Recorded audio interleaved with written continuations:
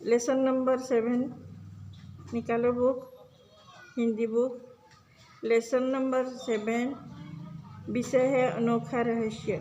अनोखा रहस्य, इसके बारे में हम पढ़ेंगे। एक दिन की बात है, ऋषि दत्तात्रेय कहीं जा रहे थे कि कौशाम्बी के निकट से गुजर रहे थे। चलते चलते उन्हें कुछ थकावट मालूम हुई। वे उसी गांव में एक गृहस्थ के घर में रुक गए। गृहस्थ के घर में उस दिन केवल एक कुमारी कन्या थी। तो यहाँ पर क्या होता है देखो, ये पहले की बात है जबकि जाने आने की कोई भी व्यवस्था नहीं था। कहीं भी जाओ तो पैदल ही जाना पड़ता था। तो यहाँ पर ऋषि दत्तात्रेय भी कहीं जा रहे थे कि कौशाम्बी के निकट जो गुजर रहे थे। कौशाम्बी मतलब जगह का नाम है जो कि कुश के द्वारा बसाई गई थी। ये कौशाम्बी के निकट से जा रहे थे। चलते चलते उन्हें कुछ थकावट महसूस हुई, तो उन्होंने क्या कि उस गांव में ठहरने की निश्चय किया, रात गुजारने की निश्चय किया। तो उन्होंने एक घर में, गृहस्थ के घर में रुक गए। गृहस्थ मतलब परिवार, पापा मम्मी बेटा बेटी जो भी हो, एक परिवार के घर में रुकने की सोच लिए। गृहस्थ उस दिन क्या हुआ, गृहस्थ के घर में केवल एक कुमारी कन्या थी। उसके पापा मम्मी शायद कहीं, माता पिता कहीं गए हुए थे। एक कुमारी कन्या मतलब जिसका विवाह ना हुआ हो, कुंवारी कन्या है वो कुंवारी कन्या ही घर में थी।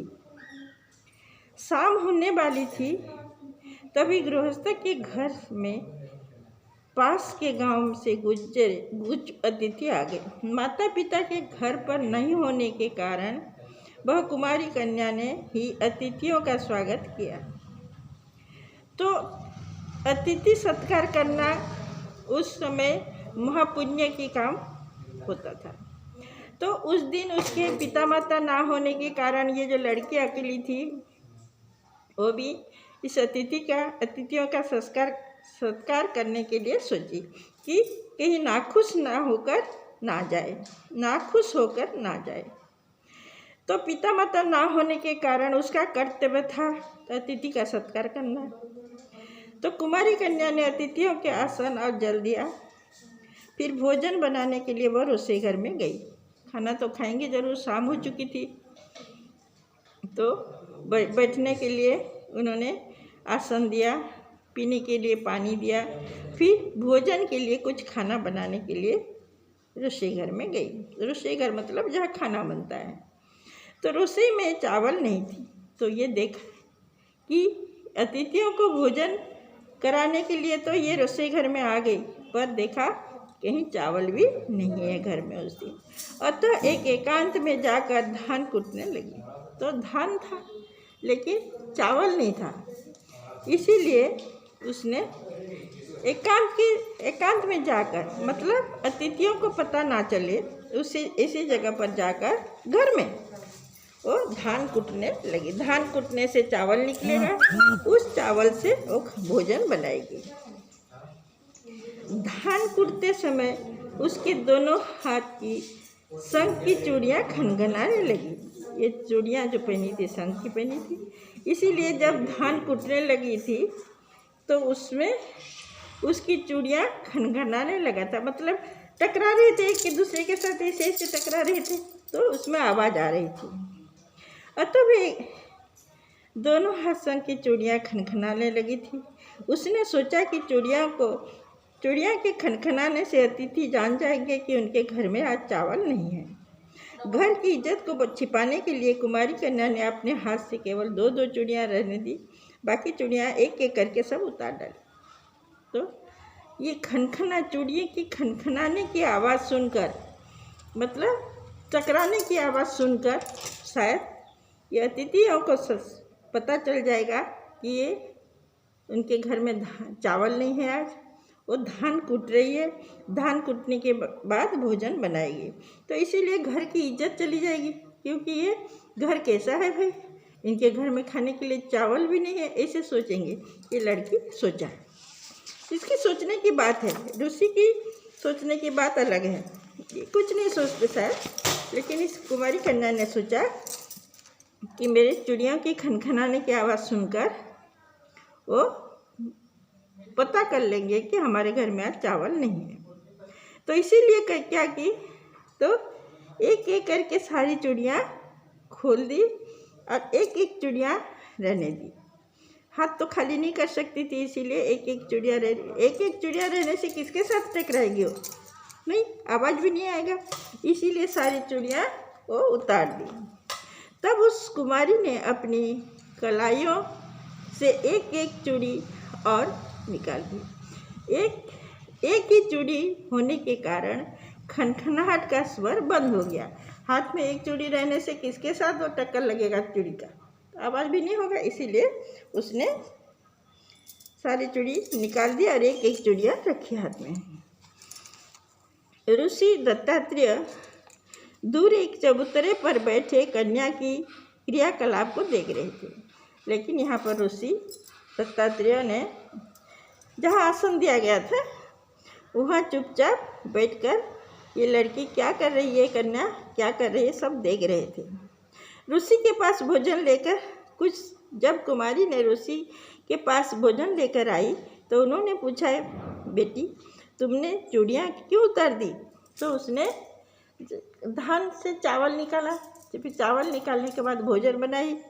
फिर उसने जब ऋषि को खाने के लिए दिया तो ऋषि ने पूछा कि तुम्हारे हाथ में तो बहुत सारे चूड़ियाँ थी, क्यों उतार दी इसको? हाथ में सिर्फ एक एक चूड़ी रखने का क्या कारण है?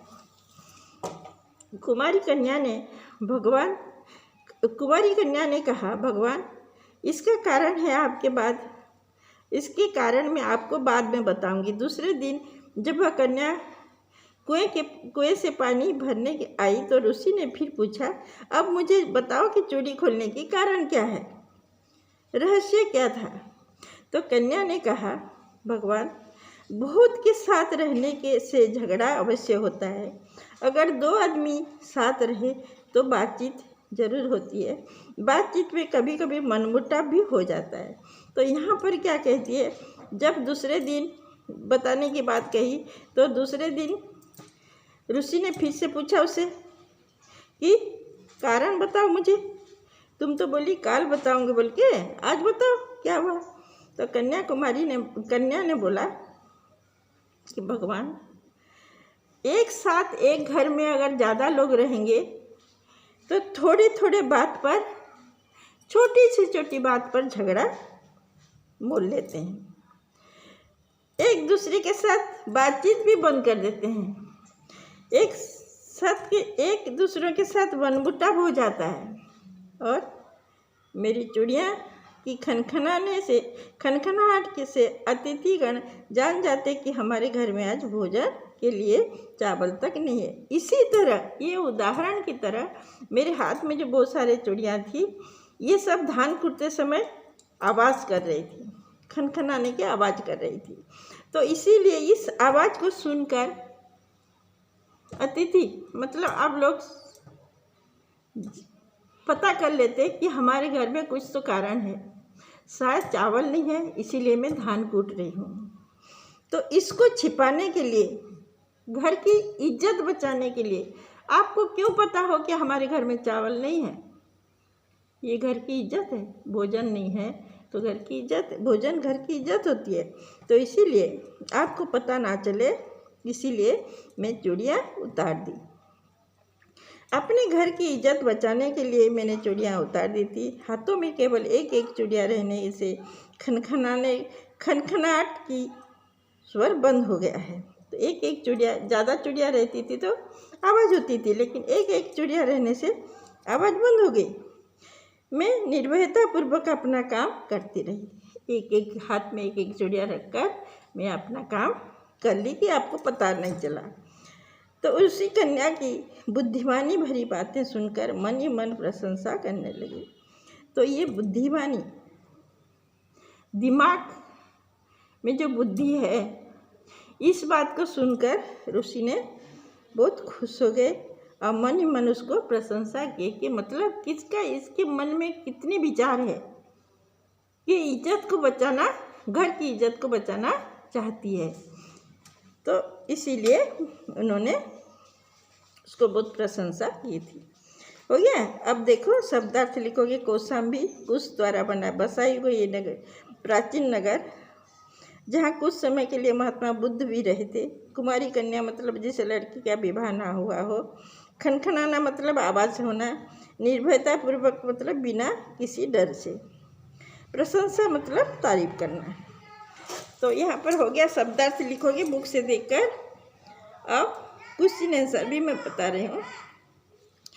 यह घटना किस स्थान की है? ये घटना कौशाम्बी नगर की है। लड़की धान क्यों कुट रही थी? लड़की अतिथियों को भोजन देने के लिए धान कुट रही थी। धान कुटते हुए उसने चूड़ियाँ क्यों उतार दी? क्यों उतार दी मतलब उन्होंने धान कुटते समय उसकी खनखनाहट मतलब आवाज़ से अतिथियों को पता चल जाएगा चावल नहीं है बोल के, इसीलिए वो खोल देती। अच्छा देखो मैं यहाँ लिखी हूँ, तुम लोग लिख लो।